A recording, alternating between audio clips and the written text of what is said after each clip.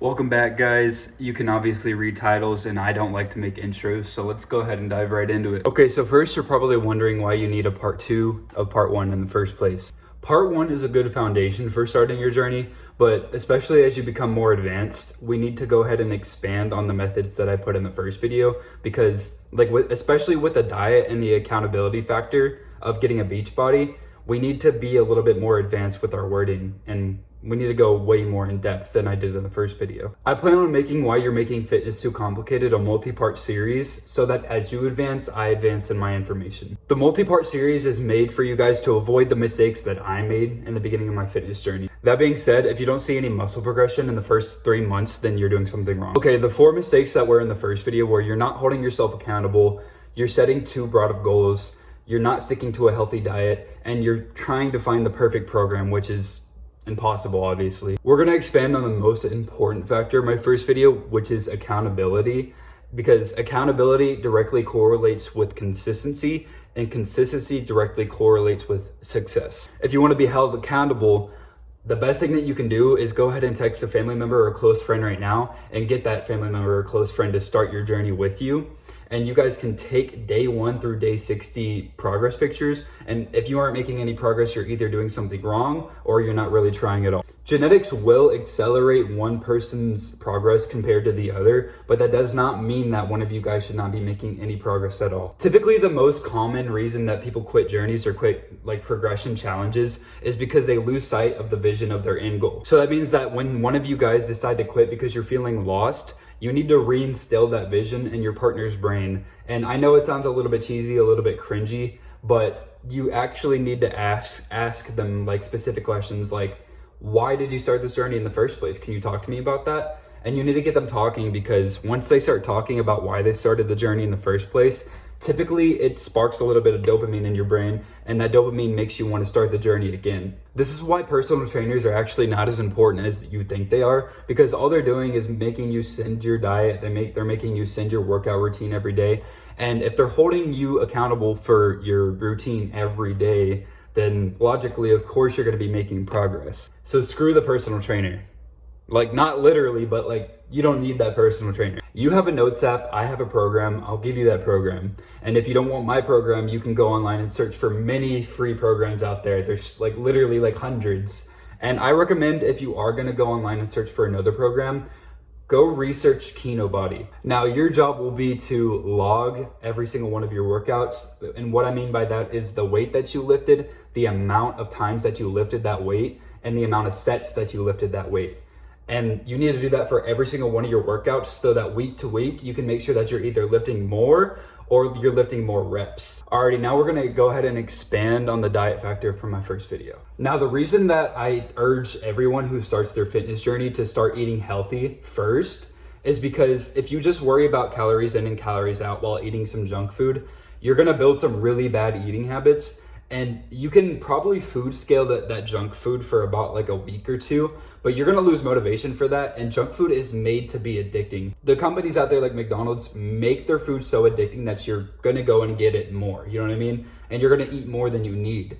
So that's why I recommend you to eat healthy whole foods, because not only does it have vitamins that you need to function every day, you need to eat whole foods because they keep you full as well. Alrighty, now I'm gonna go ahead and give you my practical diet. It's a meal prep plan.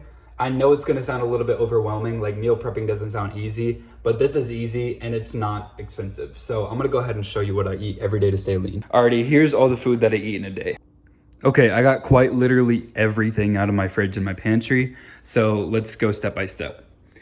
The first thing that I make is about 4 pounds of ground beef for about 5 days. That could be 5 or 6 days or 4 days depending on my appetite, but I go ahead and throw spinach in there as well so you can get some fiber. The next thing is I have these yogurts that are 12 grams of protein and 80 calories. I switch between all 3 of these, honestly. That's way too expensive. I only recommend doing that if you have some extra money to spend. And honestly, you do not need any of these 3 things. The main things that you'll need is this and eggs. These are 2 amazing protein sources, and they will obviously keep you full day to day. If I ever get tired of drinking water, I drink some of these LaCroix. Key lime is my favorite flavor. And the next thing that I eat for my carb is these Carb Balance tortillas. They're 70 calories per tortilla, and they actually have 5 grams of protein as well. So that's odd, but I'll take it. And obviously we have rice here, white rice. I have a rice cooker for that actually. So I guess that's kind of cheating, but if you don't have the money to buy a rice cooker, you can buy the microwavable rice. And before I forget, I also eat bananas for snacks as well. And speaking of snacks, my favorite snacks are these sugar-free snack pack, I guess they're Jellos or pudding cups. And if I'm not snacking on like one of these, then I'll be snacking on grapes, strawberries, blueberries, and the bananas that I showed you over there. And in order to juice up the beef, because the beef can get pretty dry, my favorite stuff is the pico de gallo from HEB. And if I'm not, I like to mix all 3 of these. I squeeze some lime onto the beef. I cut up some tomatoes and throw it in there as well. And then I'll put it all into the tortilla because I typically enjoy Mexican cuisine the most. And if I ever am feeling like I can use a little bit more calories, then I'll throw in some light mayonnaise. The light mayonnaise is about 35 calories per tablespoon, and I could use about 2 tablespoons max per meal. Okay, you may be curious as to why I'm saying that this diet is gonna help you get that beach body eventually. So compared to what you're eating right now, the diet that I showed you is most likely gonna set you in a deficit, which is gonna help you lose weight, but the amount of protein that goes into that diet will help you put yourself into a state of body recomposition, which is the act of losing body fat while gaining muscle. The amount of protein inside the meal prep is what's going to help you gain that muscle. Okay, cosmetics aside, the food that I'm showing you is really heavy on nutritional value, meaning that the fruits, the vegetables, the eggs, the other protein, the ground beef, all of that is going to give you the vitamins that you need to feel energized day to day. And it's gonna make you perform better in the gym as well. Another plus that I just thought about is skin. If you really struggle with acne, and especially if you're younger, your hormones are out of balance and whatnot, eating healthy will typically clear up most of it. I say most of it because there's a few severe cases. I'll show you what I looked like when I was a little bit younger. But eating healthy like this has really, really helped me clear up my skin. And for my shorter men and women out there who need a little bit more extreme form of calorie restriction, I recommend practicing 16-8 intermittent fasting. And actually that's in my previous video before this, how to get to a certain body fat percentage. Go ahead and go watch that video because it has the exact information that you need to intermittent fast. And I say you only need this if you're a shorter man or woman, because the calorie intake that you need to lose weight is obviously going to be a lot lower than the people who are taller. There's a psychological aspect of consistently eating healthy that is heavily into play here, meaning that there's studies out there that show that you can condition your brain to enjoy eating healthy food. Or you can actually condition your brain to enjoy doing anything. But in regards to eating healthy food that doesn't taste as good as, McDonald's or Domino's, what you need to do is, I enjoy eating this because of XYZ. And the X factor could be, I enjoy eating this because it has the vitamins that is going to help me perform better in the gym. And you need to consciously and actively think this when you're eating the food, so that as time goes on, it's kind of just automatic. And whenever it becomes automatic, so does eating healthy. And the reason that the psychological conditioning works in the first place is because of dopamine. And everybody knows that dopamine is the chemical of chasing reward and obtaining that reward. That means that whenever you're conditioning yourself to enjoy the healthy food, it's gonna give you dopamine that is similar to whenever you're eating pizza or you're eating McDonald's. And no, it's not gonna be just as pleasurable, but it's gonna be enough dopamine to make your brain want to eat the healthy food more. You can become addicted, per se, to eating healthy food. That being said, I'm a realistic guy, and being realistic, I know that you have friends, you have family, hopefully, that you're gonna go out and eat dinner with, or that you're gonna wanna eat some snacks with every so often. And all I have to say is, if you're gonna eat a packaged snack, I would recommend not consuming more than 250 calories per snack. And make sure, more importantly than the calories, make sure that the snack that you're eating is less than like 20 grams of sugar. Because if you're just consistently eating snacks that are high in sugar, you're gonna fail in your diet because your body's gonna start craving junk food a lot more than healthy food. And if your family likes to go out to eat to restaurants, then what I recommend is looking at the menu and ordering anything off the menu that seems to be the highest in protein and hopefully the lowest in calories. A lot of like the steaks and whatnot at restaurants are gonna be juiced up in olive oil to make it taste better. You can ask to get the steak dry, but I'm honestly expecting you're not gonna do that in front of everybody.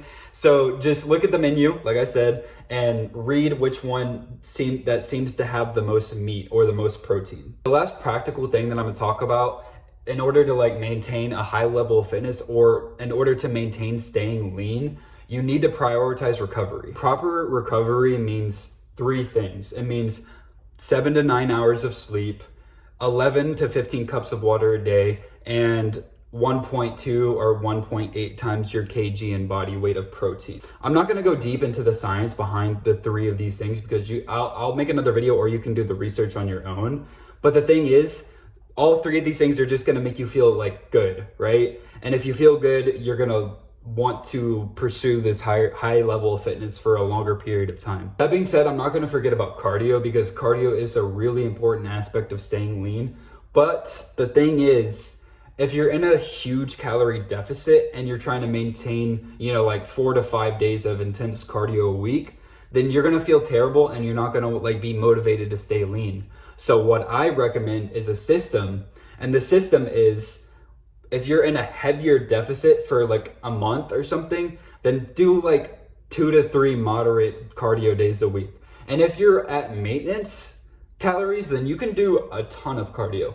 But if you're just eating enough to like barely keep you full, then you need to make sure that your cardio is not making you feel like lethargic and tired day to day. If your finances are in a decent place, then what I recommend for recovery is just 2 different supplements. I recommend you buy creatine and I recommend that you buy magnesium. Magnesium is what's gonna help your muscles relax and repair after an intense workout. And creatine does the same thing, but it also helps your strength levels by allowing you to push for those extra few reps in the gym. But it also stores more water into your muscles, which helps the endurance as well. Okay, so now you have your diet and you have exactly what you need to do to work out. What else do you need? Objectively, you need nothing else than what I've explained, but subjectively, every one of us are different individuals.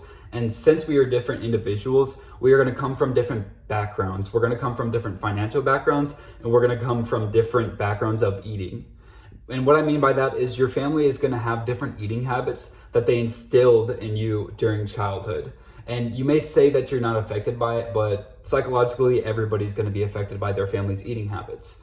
So don't let that demotivate you though. It just means that, like, depending on what your family's eating habits were whenever you're growing up, that's gonna determine the difficulty of your fitness journey. I'm putting this at the end of the video because nobody really watches the outros. So if you don't care about me personally, go ahead and click off. That's cool, I don't care. But if you care about like some of my personal experiences, I'd like to say that I went from eating Domino's pizza, like pepperoni pizza, every single day when I was like 16, 15. It made me feel terrible. It made my acne terrible. And I just didn't feel as confident as I do now. So I'm saying this to motivate you because you can go from terrible habits like mine where you're eating pizza every single day, like only pizza, to eating some vegetables and eating some real meat and you're eating some eggs. I just find that to be personally super motivating for my people out there who struggle with their eating habits. And other than that, there's nothing else to say. Go start, don't delay this, just go ahead and start today.